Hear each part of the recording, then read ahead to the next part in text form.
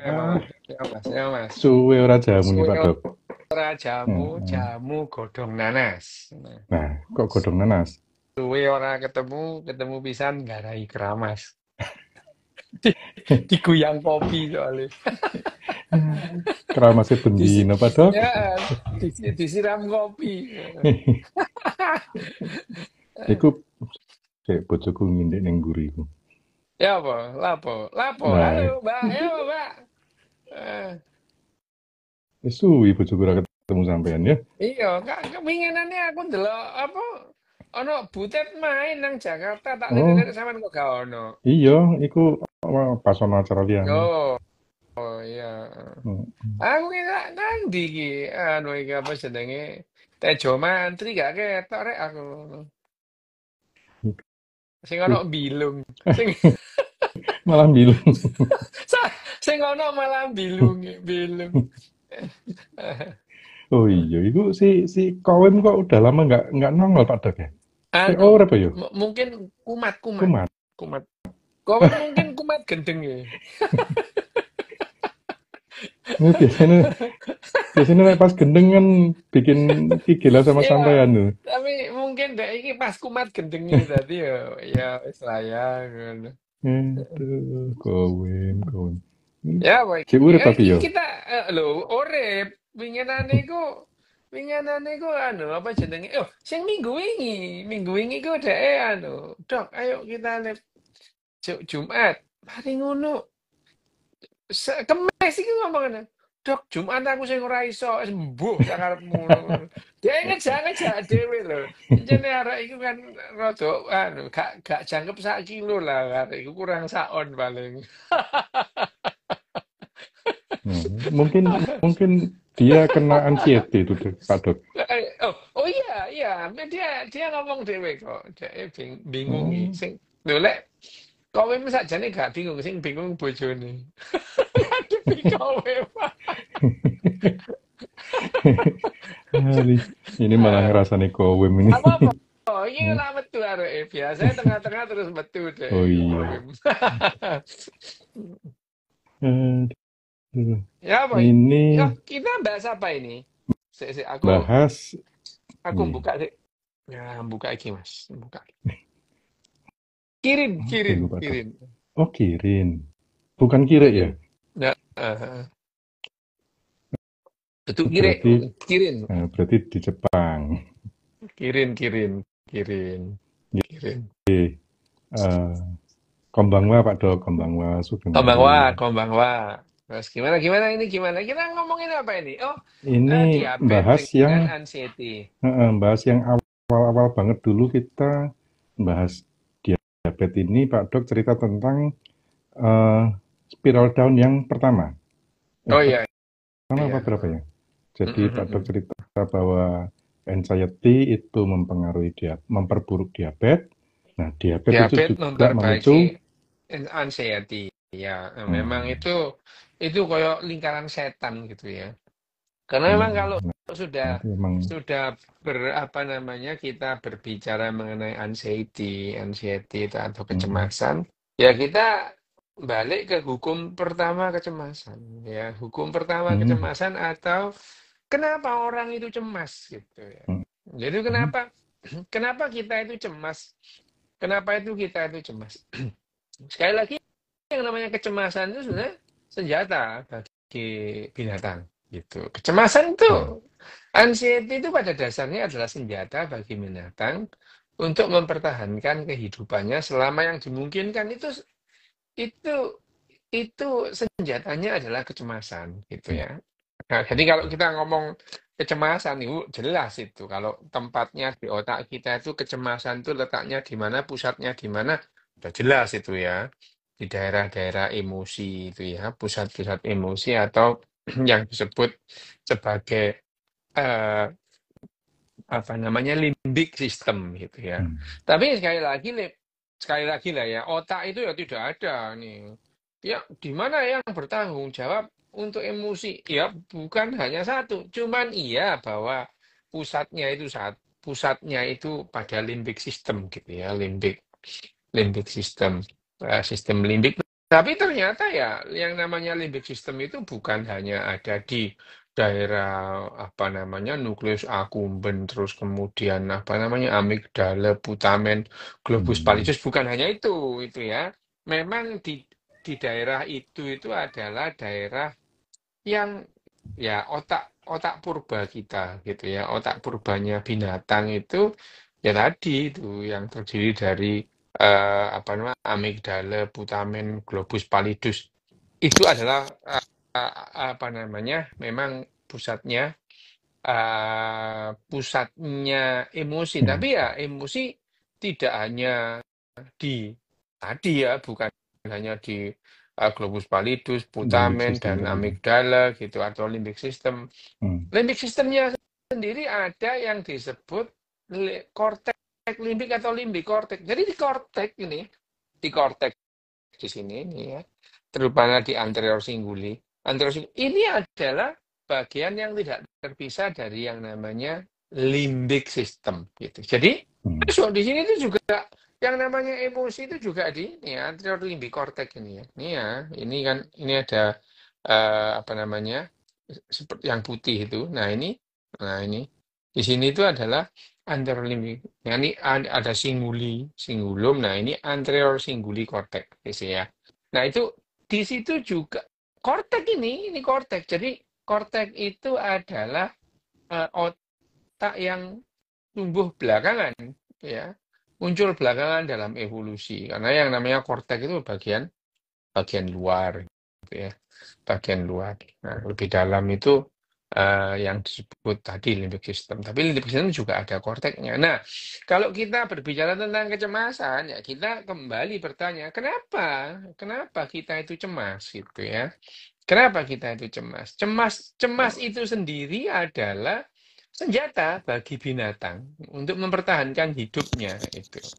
Jadi binatang yang tidak mendapatkan makanan dalam beberapa jam, otaknya akan cemas gitu ya. Hmm. Otaknya cemas ya, Hmm. cemas untuk mencari makanan. Cemas dia gitu.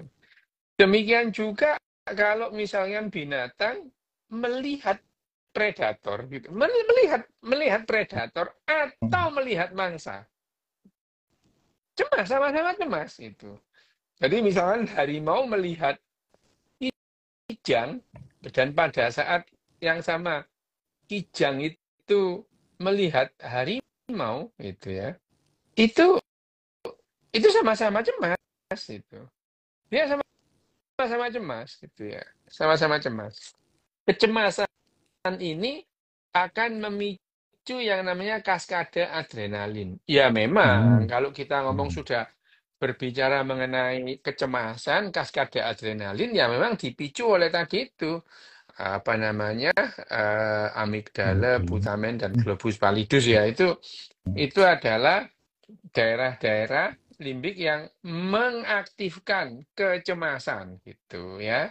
Mengaktifkan kecemasan, cemas. Jadi ya harimau yang melihat kijang sama cemasnya dengan kijang yang melihat harimau. Melihat Otaknya ya harimau. gitu. Dengan demikian terjadilah kaskade adrenalin. Adrenalin dipompa kemana saja. Jadi reseptor dari kaskade adrenalin itu pada semua binatang ya, pada semua binatang itu dipergunakan untuk mengaktifkan mode pemilihan fight or flee gitu Oh. ya. Ini ngelawan atau melayu gitu ya. Fight or flee. Jelas lah kalau yang namanya binatang predator ya jelas dia akan menerkam. Tetapi kalau misalnya jangan kijang, misalnya yang agak melawan sedikit babi hutan gitu ya, babi hutan. Babi hutan itu melihat predator, dia bisa ini kalau predatornya Lain. misalnya hyena atau cheetah dilawan sama dia ya. Ini lebih besar ini dia itu ya. Lebih besar. Nah, kerbau juga gitu ya. Kerbau itu kan gede itu. Kalau ada Hmm. singa sendirian dihajar singanya gitu ya. Jadi kecemasan ini, yang namanya kecemasan ini memicu kaskade adrenalin, itu melepaskan adrenalin, pada dasarnya ini modelnya dua nih. Dia langsung mengaktifkan, aku ini ngelawan atau melayu gitu ya. Itu. Melawan dan lari gitu ya. Baik melawan dan lari. Yang digunakan adalah kekuatan otot. Dua-duanya adalah kekuatan otot. Kekuatan berlari atau kekuatan menerkam, berantem gitu ya. Jadi memang kaskade adrenalin pada kecemasan itu memang digunakan untuk tadi, untuk kekuatan otot. Jadi darah itu semua mengalir, enggak semua ya, mayoritas mengalir ke otot. Itu Sebagian besar diutamakan ini. itu. Sebagian besar untuk apa? Ya untuk lari. Lari untuk apa? Lari mengejar, lari menghindar, tetap lari itu ya. Nah, dengan demikian kaskade adrenalin itu ya tuh, itu kaskade adrenalinnya itu di jantung. Dia memompa jantung dengan cepat gitu ya. Dengan lebih cepat dan lebih kencang. Jadi adrenalin itu akan meningkatkan tekanan darah gitu ya. Meningkatkan tekanan darah. Terus kemudian detak jantung menjadi lebih kuat. Kenapa? Dengan demikian cardiac output gitu ya, volume yang dikeluarkan jantung dalam waktu 1 menit itu lebih banyak daripada kalau dia tidak cemas gitu. Ya, jantung memompa dengan cepat dan tekanannya tinggi sehingga cardiac output itu, kalau cardiac output itu kalau bendungan itu debit gitu ya, debit airnya gitu ya, debit. Jadi volume cardiac output itu darah yang dipompa dan dialirkan dalam waktu 1 menit itu lebih banyak, bisa 3 sampai 4 kali lipat kalau dia tidak, dibandingkan dia tidak cemas ya. Itu. Terus apa lagi? Ke paru. Di paru itu dia akan membuat paru-paru itu napas dengan cepat gitu. Dan pendek gitu ya.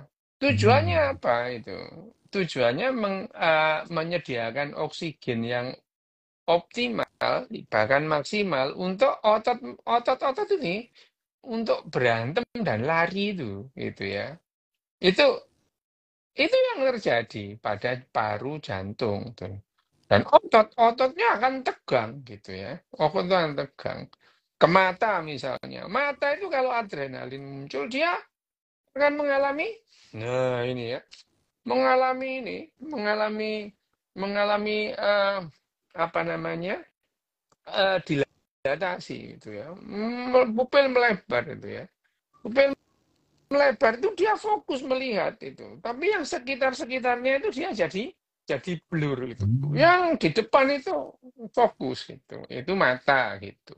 Nah ya, itu yang namanya midriasis. Jadi kena itu midriasis di matanya itu ya, itu yang terjadi karena adrenalin. Terus kemudian apalagi gitu. Nah, karena semua darah itu dioptimalkan ke otot gitu, yang lain-lain ditinggalkan, misalnya mulut tinggal itu. Wes, jadi nggak perlu makan, sing penting lari gitu ya. Yang penting lari. Pencernaan juga gitu, dia Lambung juga. ditinggalkan. Lambung juga ditinggalkan, darah di organ-organ pencernaan menurun drastis gitu ya. Terus kemudian di alat-alat, misalnya di alat reproduksi juga menurun drastis itu. Jadi ambil contoh, kalau misalnya apa namanya, eh, kambing atau kijang pada saat musim kawin ini ya. Ini yang cewek sudah mengeluarkan tanda-tanda gitu ya.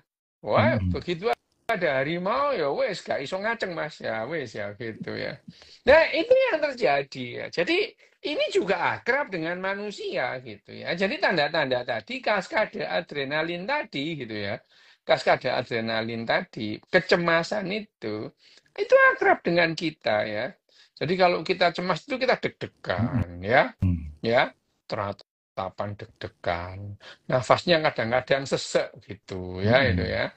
Ya itu, sesek nafasnya gitu. Lambung Terus mual kemudian gitu. otot langsung kaku, leher, tangan kaku semua. Itu ya itu. Terus kemudian makan nggak enak. Kalau cemas makan nggak enak gitu ya. Nggak bisa makan gitu itu. Hasrat seksual menurun kalau cemas ya gitu.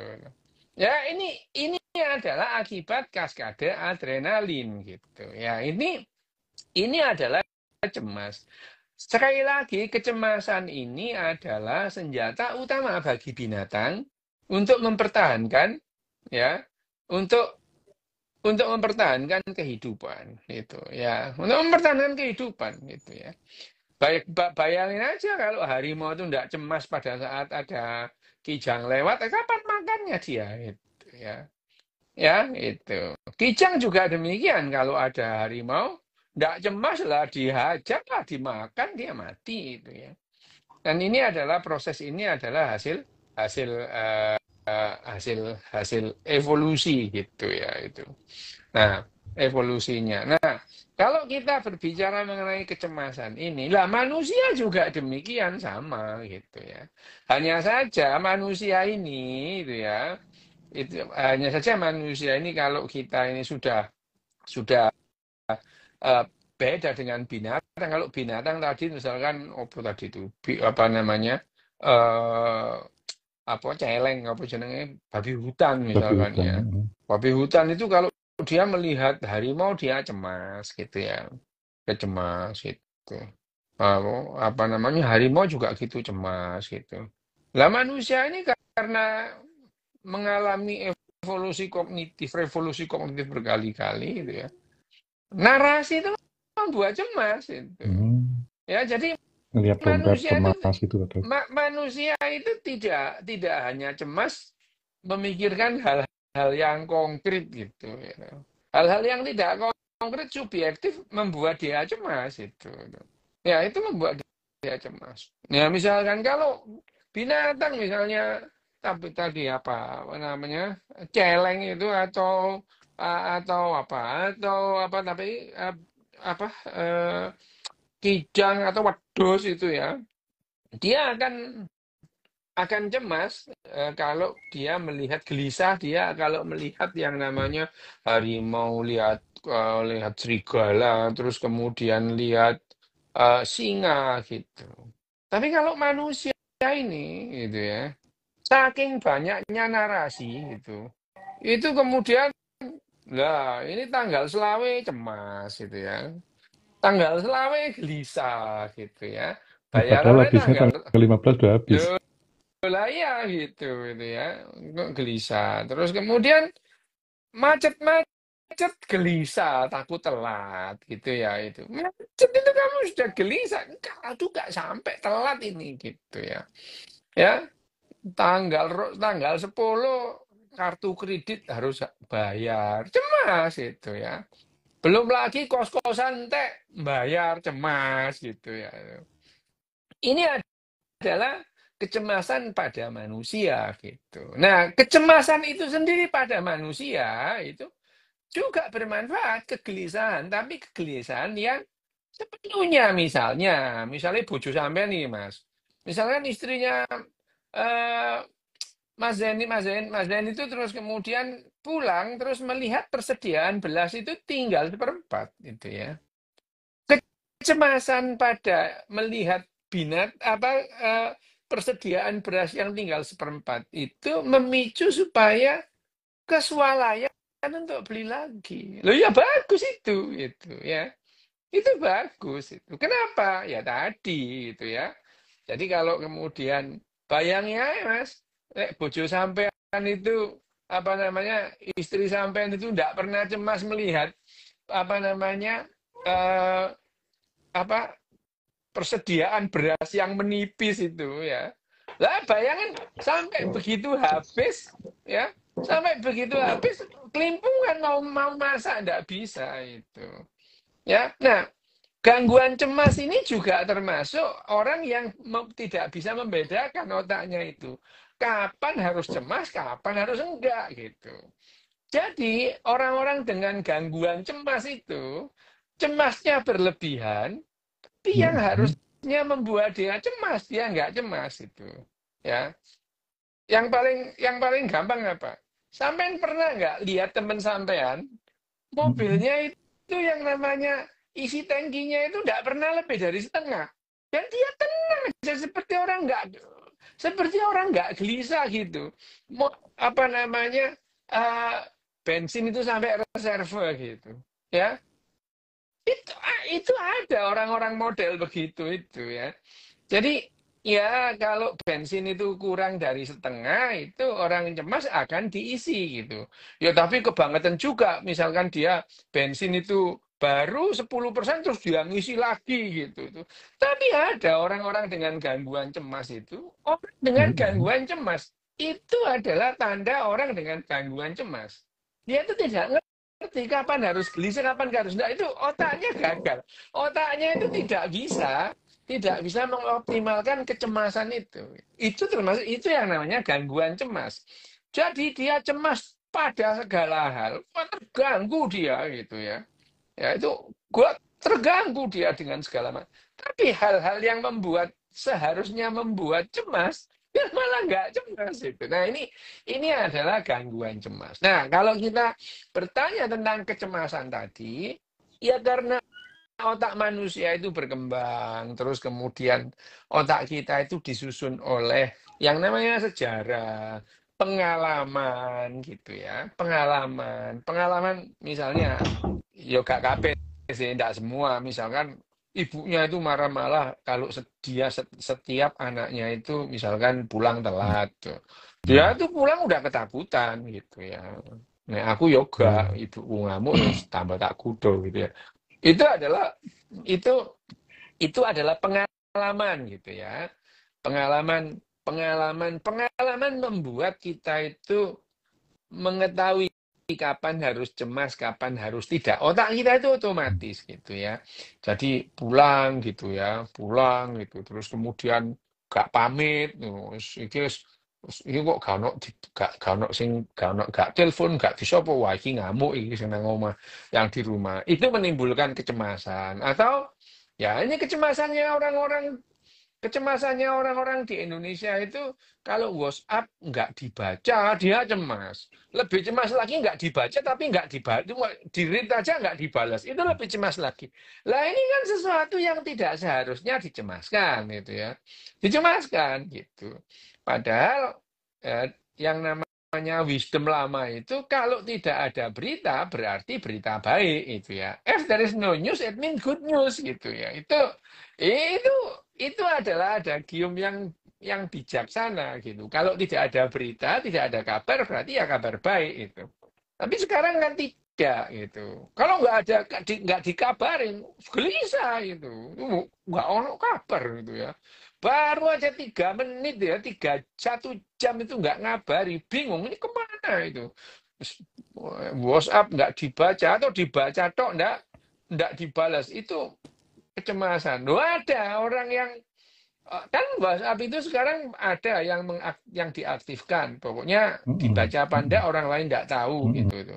Loh itu buat dia cemas gitu. Loh orang lain yang mengaktifkan kok kamu yang cemas itu ya. Itu itu itu adalah bagaimana yang namanya gangguan cemas itu muncul gitu ya. Itu itu adalah gangguan cemas. Nah, hubungannya dengan yang namanya diabetes itu apa gitu ya. Hubungannya dengan diabetes itu apa? Sekali lagi ya, diabetes itu kan faktornya tidak tunggal gitu ya.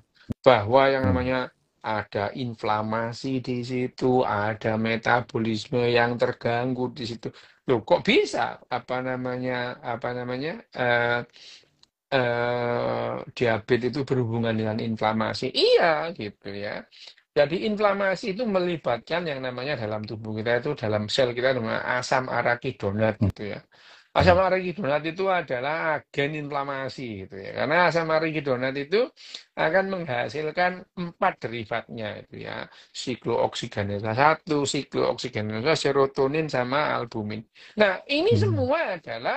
ini adalah apa namanya bahan-bahan yang menjadi agen untuk apa namanya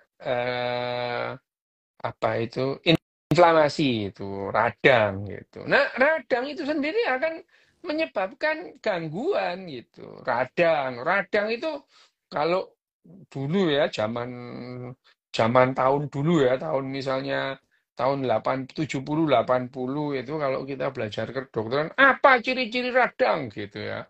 Ciri radang panas, kalor, dolor, merah, ya apa-apa panas itu ya. Terus rubor merah gitu ya. Itu nyeri gitu. Oh, Kalor, itu dolor, rubor jadinya gitu. Fungsi bang olesnya. Nah, abang abu hangat, Pak Dok. ya tanda-tanda khas dari radang itu memang merah, gitu, rubor, gitu ya. Hmm. Kalor, panas, dolor, nyeri itu. Fungsiolasi fungsinya berkurang. Jadi itu adalah tanda Hmm. dulu. Kalau zaman dulu loh ya, itu bagaimana kita belum kenal yang namanya biologi molekuler. Belum kenal tahun 70 80 itu belum ada gitu ya. Radang itu dilihat secara gross gitu ya. Nah, eh, itu yang namanya radang. Nah, belum lagi yang hal-hal yang lain tadi ya, misalkan degeneratif, rusaknya sel, lah macam-macam. Nah, dan sekarang yang namanya cemas ya, cemas stres itu, yang stres itu yang tadinya itu adalah senjata, bila kecemasan atau stres itu kemudian melebihi dari batas atau yang namanya nilai ambang itu ya itu maka nilai ambang. Nah, ini akan memberikan kerugian, disadvantage gitu ya. Termasuk yang namanya meningkatkan kadar gula. Kenapa kadar gula itu diatur oleh sebuah sistem yang kompleks gitu ya. Terus dipengaruhi juga oleh hormon dan adrenalin apa dan neurotransmitter gitu ya. Jadi sehingga kalau ada neurotransmitternya itu terganggu, hormonnya terganggu, ya tentu saja sistem yang kompleks yang saling itu akan terganggu. Sehingga orang cemas itu pada diabetes itu bisa meningkatkan Gula darah. kadar gula darah. Hmm. Demikian juga sebaliknya, kadar gula darah yang terlalu tinggi atau yang terlalu rendah akan mengakibatkan kecemasan gitu. Loh Hmm, yang yang bulat terlalu rendah ya juga ya. itu. Iya, terlalu rendah yang namanya hipoglikemi itu aturan-aturan dalam sel saraf jadi berubah gitu ya. Jadi kalau Hmm. misalnya saraf di otak kita, di jaringan otak kita itu tidak punya yang namanya cadangan glukosa, nggak punya Hmm. cadangan Oksigen. oksigen juga nggak Hmm. ada, beda dengan otot kita. Otot kita masih punya eh, yang namanya cadangan, tapi di jaringan otak nggak ada itu. Nggak ada yang namanya cadangan glukosa, cadangan oksigen nggak ada. Jadi begitu glukosa itu turun kadarnya, dia nggak punya cadangan lagi. Glukosa darah berturun, maka yang masuk dalam sel untuk dimetabolisme dia akan turun. Demikian juga dengan oksigen, nggak ada cadangan oksigen. Begitu pasokan oksigen turun, akan terjadi gangguan metabolisme di otak. Ya, bayangin aja. Jadi kalau either apakah itu hipoglikemi ataukah itu Hmm. hiperglikemi akan mempengaruhi cara kerja otak. Dan sangat mungkin karena yang namanya cara kerja otak itu bisa mengakibatkan kecemasan gitu ya. Tentu saja kecemasan akan berpotensi timbul kalau itu mengalami hipoglikemi atau mengalami hiperglikemi sama gitu. Hipoglikemi sudah jelas lah ya. Kalau hipoglikemi berarti metabolisnya kurang ya namanya apa namanya metabolisme karena yang namanya sel kita semua bukan hanya sel otak, bahan bakarnya cuma satu untuk mempertahankan eksistensi selnya itu. Apa? ATP, adenosin trifosfat. Itu satu-satunya bahan bakar atau satu-satunya fuel ya yang digunakan untuk mempertahankan eksistensi Eksistensi sel. sel. Ya, untuk apa? Ya tadi karena yang namanya sel ini yang namanya sel seperti yang kita bicara pertama, sel itu akan bekerja kalau yang namanya potensial membran itu dijaga konstan ya. Jadi ekstra dan intrasel itu pada sel kita itu perbedaannya adalah 0,6 minus ya. minus Mhm. 0,68 milivolt ya, volt 0,68 milivolt ya. Mhm. Ya, itu dipertahankan.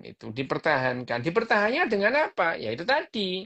Karena di dalam sel itu konsentrasi natrium itu ya, itu di luar lebih banyak sehingga natrium itu secara pasif masuk dia ke dalam sel gitu. Nah, kalium itu pasif keluar sel gitu. Nah, untuk mengembalikan natrium keluar dinding sel, keluar di sel dan kalium masuk lagi ke sel, itu diperlukan mekanisme yang namanya natrium kalium pump gitu ya. Natrium pompa, memang pompa gitu ya. Pompa memompa natrium keluar dari sel, memasukkan kalium ke dalam sel. Itu adalah pompa natrium kalium atau sodium potasium pump itu ya. Pompa natrium dan kalium. Nah, keluar masuknya natrium dan kalium dan keluar masuknya kalsium juga itu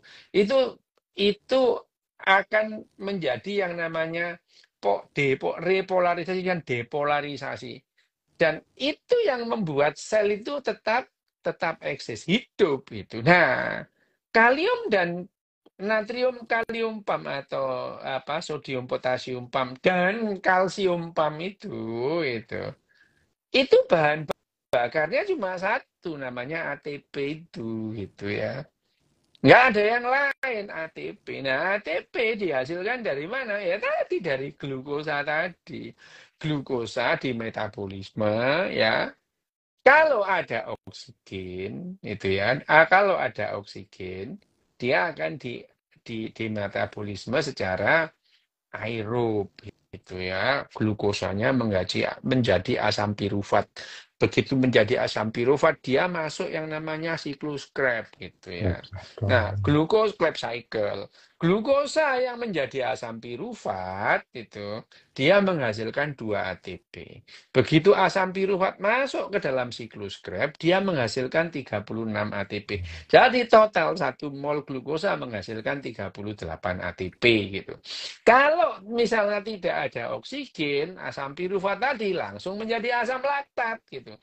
Jadi metabolisme jadi anaerob 1 mol glukosa hanya menghasilkan 2 ATP. Nah, ini akan sangat mempengaruhi kerja otak gitu. Ya karena kekurangan 36 ATP itu ekuivalen dengan 96% kekurangan ATP sama dengan nggak ada gitu. Dia akan sangat mengganggu bahkan berpotensi membuat sel itu mati gitu. Nah, ini yang bahaya. Nah, kalau ini terjadi di otak kita gitu ya. Ya tentu kita akan gelisah gitu. Sama dengan orang yang stroke gitu atau kecelakaan, terjadi hipoglikemi, terjadi anoksia, hipoksia, dia akan mengalami kekurangan ATP gitu ya. Nah, karena kekurangan ATP, kerja otak jadi terganggu. Dia gelisah gitu. Wah, meskipun nggak Hmm. sadar dia gelisah. Nah, itu yang bisa terjadi pada Itu. pasien-pasien yang Hmm. mengalami Ibu. hipoglikemi ataupun hiperglikemi. Sama, itu akan mengganggu yang namanya eh, metabolisme atau mengganggu fisiologi otak. Sementara kecemasan itu adalah hasil kerja otak. Lah, wis. Ngono Hmm. tok sakjane ceritane. Ngono tok, tapi itu 30 menit, Pak Dok. Loh, loh, iki disingkat iki nek Iya. nek kuliah ya petang semester sampean ya apa? Aduh. Ya karena Ini. yang namanya itu tadi kan digabung antara fisiologi, biokimia, ya terus kemudian patologi ya diambil yang Hmm. ya kalau kalau yang namanya pelajaran kedokteran itu ya memang kadang-kadang itu gemes gitu ya. Ini kapan itu bahas iki ket wingi gitu ya. Pertama ketemu bahas ini, masih ketemu masih bahas ini aja gitu. Tapi ya memang beda itu ya. Jadi kalau kuliah fisiologi gitu tuh. Itu panjang ceritanya. Sel dulu. Orang-orang itu kan ngapo belajar Hmm. sel itu dulu ya itu. Kalau anak-anak kedokteran zaman dulu, oh belajar sel, yang penting so meriksa pasien mesti disuntik gitu ya, zaman dulu ya. Tapi sekarang ini zaman berkembang ya, bahwa yang namanya segala sesuatu itu bisa dijelaskan dari dasarnya. Jadi kalau kita memahami itu ya, memahami apa yang disebut namanya kerja jaringan, kerja organ, tentu kita mesti paham kerja jaringannya seperti apa. Kalau kerja jaringan seperti apa, sebaiknya kita akan lebih paham kalau kita ngerti cara kerja selnya itu. Nah, di sel itu Hmm. ada yang namanya organ subseluler sampai yang namanya molekul-molekul kerjanya bagaimana. Itu yang namanya biologi molekuler. Nah, di masa depan, makanya masa depan itu yang akan paham tentang kedokteran itu adalah orang-orang yang paham tentang fisika gitu ya. Karena bagaimanapun juga yang namanya kimia, biologi itu adalah evolusi dari kimia. Sementara kimia itu adalah evolusi dari fisika gitu. Jadi orang yang paham fisika ya di, di masa-masa yang akan datang ya diperlukan untuk memahami cara kerja tubuh kita, fisiologi ya. Tapi ya nggak usah ngarang-ngarang sampai yang namanya mekanika kuantum. Wah, niku lho lho, ngono. Aktivitas kuantum menghasilkan kesadaran. Kok niku yo kadoan mikirmu itu. Ya gitu. Jadi ya ya tubuh kita ini aktivitasnya ya aktivitas biologi, gitu, biologi kimia dasar gitu ya. Bahwa ya tidak tertutup kemungkinan ada aktivitas-aktivitas di tubuh kita, terus kemudian yang dijabarkan dengan misalnya mekanika kuantum gitu ya. Mekanika kuantum, tapi ya yang namanya kesadaran gitu ya. Loh, kesadaran itu kan namanya sampah evolusi ya. Sampah evolusi gitu. Dalam sekian banyak kehidupan itu ya, yang punya kesadaran itu cuma sedikit gitu ya itu. Yang punya kesadaran cuma sedikit ya manusia ya semua mamalia. Eh, Crow itu gagak itu kayaknya sadar itu ya. Gagak gitu ya. Crow itu sadar gitu. Dia bisa menyimpulkan. Pernah nggak melihat crow atau gagak itu terus kemudian mau mengambil sesuatu di dalam botol, dia Satu memasukkan ya. batu supaya airnya itu naik gitu. Hmm. Itu tidak yang begitu itu hampir pasti dia punya konsep masa lalu, masa sekarang dan masa yang akan datang dan itu diingat itu ya. Dia tuh punya memori seperti itu ya. Most likely kemungkinan besar ya. Nah, memang sih belum ada riset tentang misalnya apa namanya dengan MRI fungsional low PET scan terus mempelajari gagak gitu ya. Yang sudah dipelajari adalah yang namanya simpanse, bonobo, flapper, apa namanya lumba-lumba dan apa namanya bats, apa namanya kelelawar gitu. Kelelawar. Itu Nah, itu berarti yang namanya berarti kemungkinan kemungkinan si gagak itu bisa mewariskan meme-nya ya. Gini, persoalannya itu, meme itu kan memerlukan yang namanya narasi gitu. Hmm. Ya, ya, ya. Dia bisa mengingat pengalamannya gitu. Lah kalau sampean itu kan pengalamannya Einstein tambahin Woco, pengalamannya Plato sampean juga tahu, pengalamannya Ibnu Sina sampai tahu. Makanya yang namanya eh, apa namanya ada dalam otak sampean itu sebetulnya memori itu memori kolektif itu. Ya, memori kolektif. Nah, itu yang namanya meme. Meskipun meme itu tidak 100% sama gitu. Nah, tapi meme itu menghasilkan kehidupan gitu ya. Itu yang terjadi. Jadi ya Gagak tidak bisa menceritakan pengalamannya ke anaknya gitu. Ya. Lah kita ini bisa cerita, bahkan ditulis itu. Sehingga apa yang terjadi di Sumeria abad 3000 tahun yang lalu, lo kita tahu itu. Kita tahu bahwa yang Abigail namanya ada Mas. orang, iya, Epic Gilgamesh ditulis. Bahkan ada sebelumnya Epic Gilgamesh itu kan belakangan. Padahal sebelumnya Mm-mm. itu misalnya ada orang juru tage yang namanya Kusim. Lu Hmm. kita tahu gitu ya. Juru tage yang namanya Kusim. Lu kita tahu gitu. Nah, yang kita sampai mesti Epic Gilgamesh itu. Epic Gilgamesh itu. Orang Sumeria itu tidak jujur juga kalau menceritakan tentang raja. Makanya kan ada gambarnya raja terus apa manggul singa. Lu mana ada Hmm. manusia itu lebih besar dari singa gitu ya. Jadi itu adalah menggambarkan. Jadi ya apa namanya glorifikasi dan sofistikasi itu lumrah dilakukan orang gitu ya untuk nakut-nakutin masyarakatnya, membuat masyarakatnya lebih hormat kepada mereka gitu ya. Jadi raja-raja Sumeria itu digambarkan jauh lebih gede daripada rakyat pada umumnya gitu. Dia bisa mengalahkan harimau dengan dipekul harimaunya itu. Hmm. Yang relatif jujur itu adalah orang-orang Mesir gitu ya. Orang-orang Mesir itu relatif jujur menyampaikan, bahkan bapak elek ya diomong elek gitu. Jadi kalau Farao atau Fir'aun itu menceritakan bapaknya, menceritakan apa adanya gitu. Bapak ngapain aja dia ceritakan itu yang terjadi. Nah, balik lagi itu adalah meme. Jadi eh, yang namanya kesadaran sejauh ini ya sebetulnya kalau kita melihat bahwa dari sekian banyak kehidupan yang sadar itu mempunyai kesadaran itu cuma sedikit, berarti kesadaran nggak penting-penting amat gitu. Nggak penting-penting amat gitu kesadaran ini gitu ya. Kesadaran ini nggak penting-penting amat. Nah, kalau kita punya kesadaran, kita jadi punya yang namanya konsep masa sekarang, masa lalu dan masa lalu. Dan sekali lagi, Hmm. konsep waktu dalam otak kita itu adalah ilusi gitu. Ilusi waktu gitu.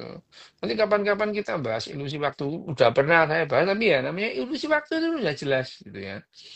Waktu itu adalah bagai unsur pembentuk yang namanya alam semesta gitu ya, gitu ya. Mm-mm. Ya itu adalah waktu gitu. Tapi konsep kita tentang waktu, otak kita tentang waktu itu ilusi gitu. Sampai merasakan nggak yang namanya 1 tahun itu makin lama makin pendek? Iya, kayaknya gitu. Ya, itu ya. Iya. Dulu waktu sampai SD, 1 tahun itu lama gitu. 1 tahun itu lama itu. SMP lama. Ah, Makin lama makin pendek. Sekarang makin pendek. Apa? Kenapa? Tahu sampean? Karena waktunya itu akan dibandingkan dengan panjang hidup sampean gitu. hmm. Bayangin kalau sampai umur 6 tahun, umur 10 tahun, 1 tahun itu 1/10 masa hidup sampean Mm-mm. gitu. Lah kalau saiki itu 1 tahun adalah 1/50 dari kehidupan sampean, ini makin lama makin pendek gitu. Jadi otak kita itu apa namanya melihat waktu itu juga demikian. Otak kita itu pengalamannya berapa lama, terus membandingkan waktu periode tertentu. Jadi makin lama makin pendek. Jadi kita itu seminggu itu rasanya cepet banget. Dulu waktu SD itu seminggu itu lama, nunggu minggu itu lama gitu Iya. ya. Ya Zaman itu itu nunggu nunggu minggu unyil. itu lama. Sama nunggu nyil, aku Iya. durung ono. Oh Zaman iya, tuh sampai goreng belum ono, belum ada iya. TV. Loh, enggak, TV ada, cuman Oh iya. yang namanya minggu. Minggu itu yang namanya acara TV Minggu itu baru ada tahun 78, sebelumnya nggak ada. Mm-mm. Gitu. Mm-mm. Iya. Sebelumnya ada tahun 74 sampai 77 itu. TV itu mulainya jam 7, baru maju mulai jam 6 itu tahun 77, mulai jam 6 sore itu. Dulunya jam 7, jam 11 sudah habis itu. Makin lama makin maju dan hari Minggu itu ada acara Minggu itu mulai jam 8 pagi gitu ya. Nah, itu baru tahun 78 itu diakhiri dengan film cerita Minggu siang gitu ya. Duh, Jungle Gym segala macam itu belakangan. Nah, dulu itu kita nunggu minggu itu kok lama gitu. Lah sekarang minggu cepet banget 1 minggu itu. Bahkan Mm-mm. 1 tahun baru aja Juli, baru aja Januari. Sekarang sudah baru Udah tahun Oktober 2024. ini. Ntar lagi itu tahun 2025 itu. Hmm. Itu adalah bagaimana otak kita itu membuat yang namanya waktu yang sebetulnya waktu itu juga ilusi itu ya, ilusi waktu karena waktu itu ya tidak linier gitu ya. Waktu itu tidak linier gitu ya. Bahkan waktu itu bisa dibelokkan. Dengan apa? Kalau dia waktu itu bisa dibelokkan gitu ya. Waktu bisa dibelokkan, bisa dibalik gitu ya. Itu kalau kita mempelajari mekanika kuantum dan relativitas umum dan khusus. Tapi ya nggak perlu-perlu amat lah ya. Iya. Saya hanya menjelaskan bahwa yang namanya kesadaran itu adalah sampah evolusi. Justru karena kesadaran itu, yang namanya kesadaran itu, kecemasan kita itu menjadi berpotensi kita itu gangguan cemas gitu. Justru Hmm. karena kita sadar gitu ya. Ya, kan nggak mungkin wedhus atau kerbau itu terus kemudian cemas karena utangnya belum dibayar kan enggak gitu. Hanya manusia yang cemas karena ada narasi kiamat makin dekat gitu. Cemas gitu ya. Ditakut-takutin kiamat cemas, takut-takut neraka cemas itu. Ditakut-takutin hantu nggak berani ke kamar mandi sendirian gitu.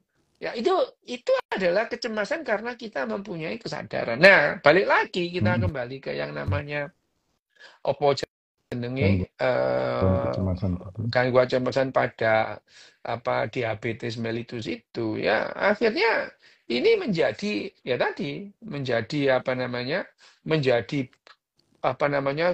lingkaran setan gitu, makin Hmm. cemas gitu ya. Makin cemas dia makin sulit memutuskan apa yang seharusnya dilakukan gitu ya itu.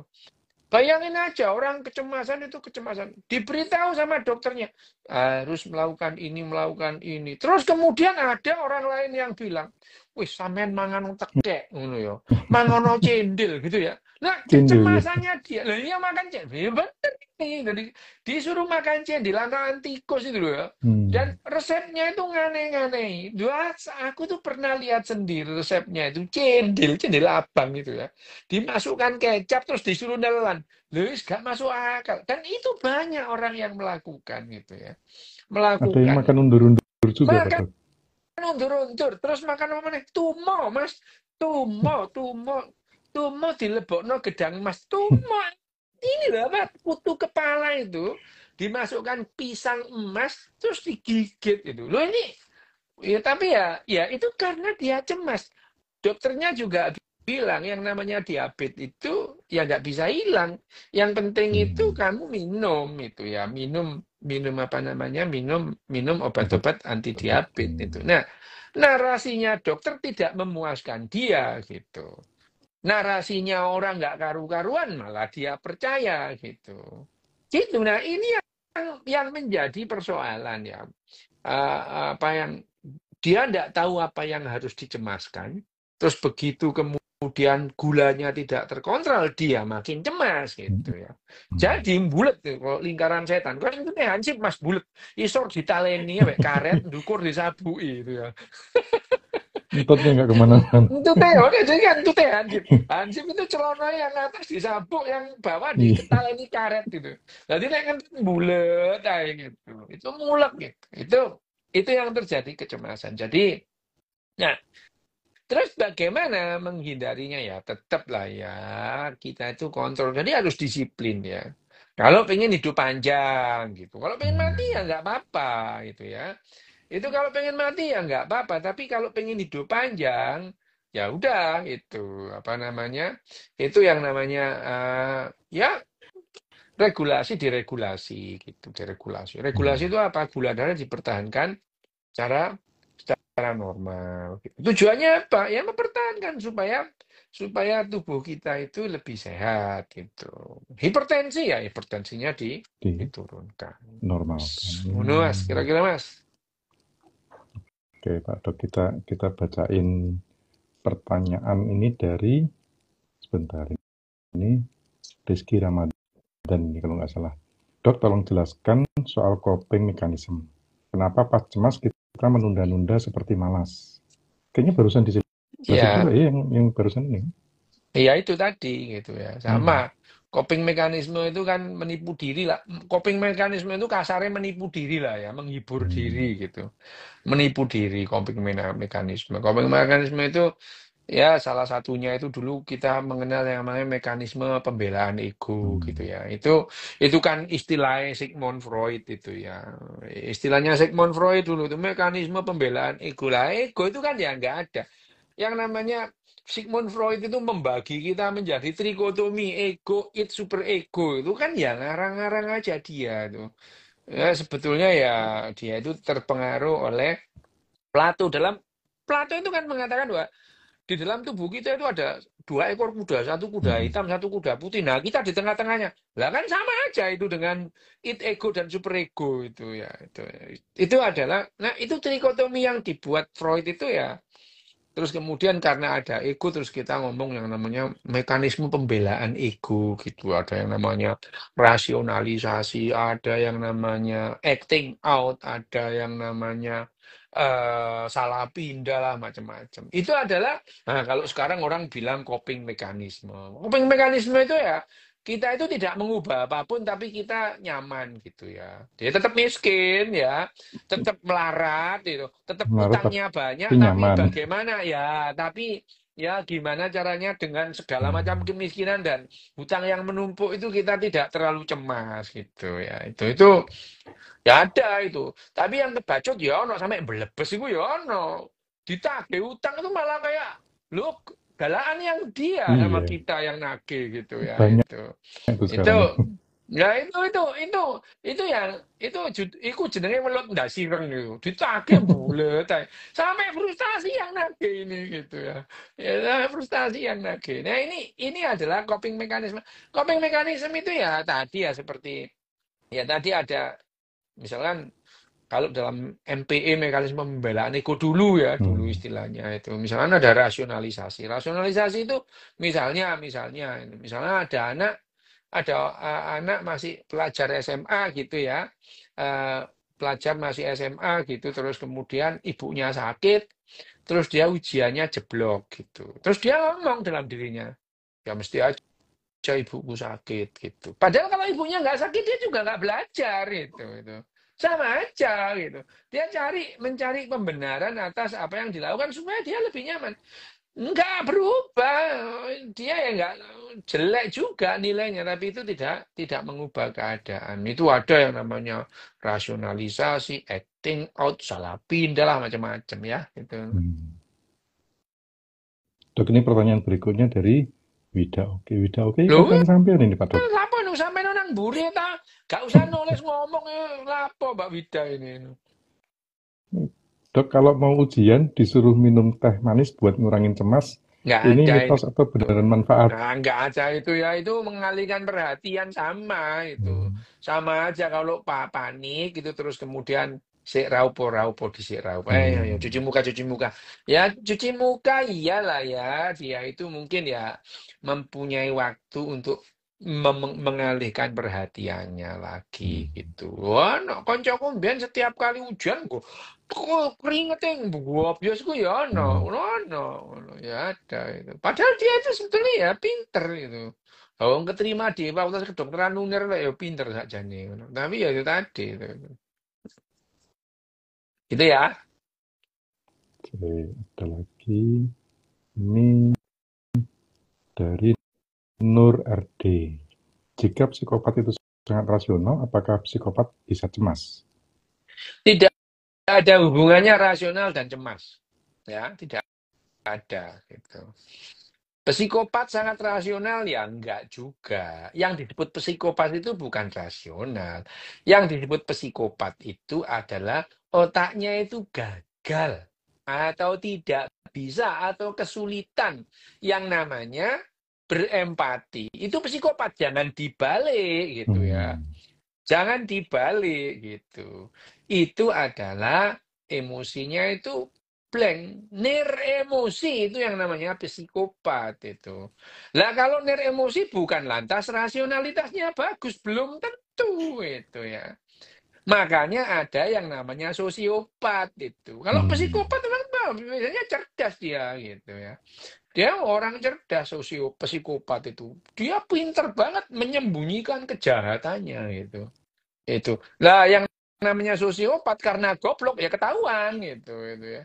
Gitu, ya itu yang namanya psikopat. Dan psikopat itu jangan dibilang psikopat itu rasionalitasnya tinggi, bukan.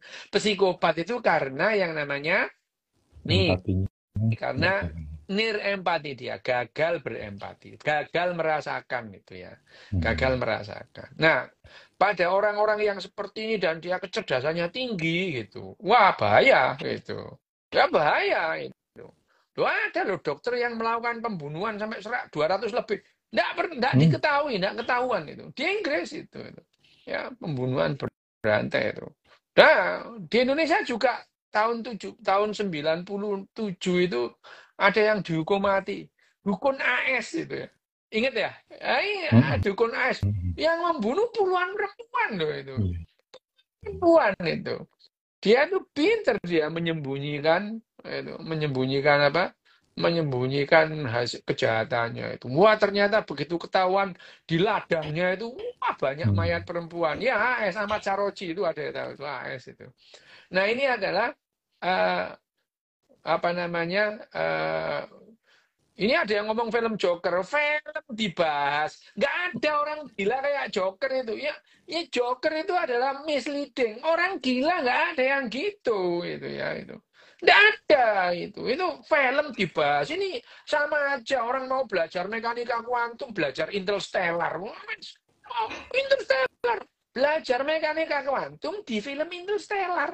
Bayangin aja, ndelok anak itu liwat apa perpustakaan, wes asu temenan ya itu. Jadi ya yang namanya film itu dibahas itu. Film Joker itu justru memberikan gambaran yang salah kepada masyarakat itu pada tentang yang namanya orang psikosa, orang gila gitu ya.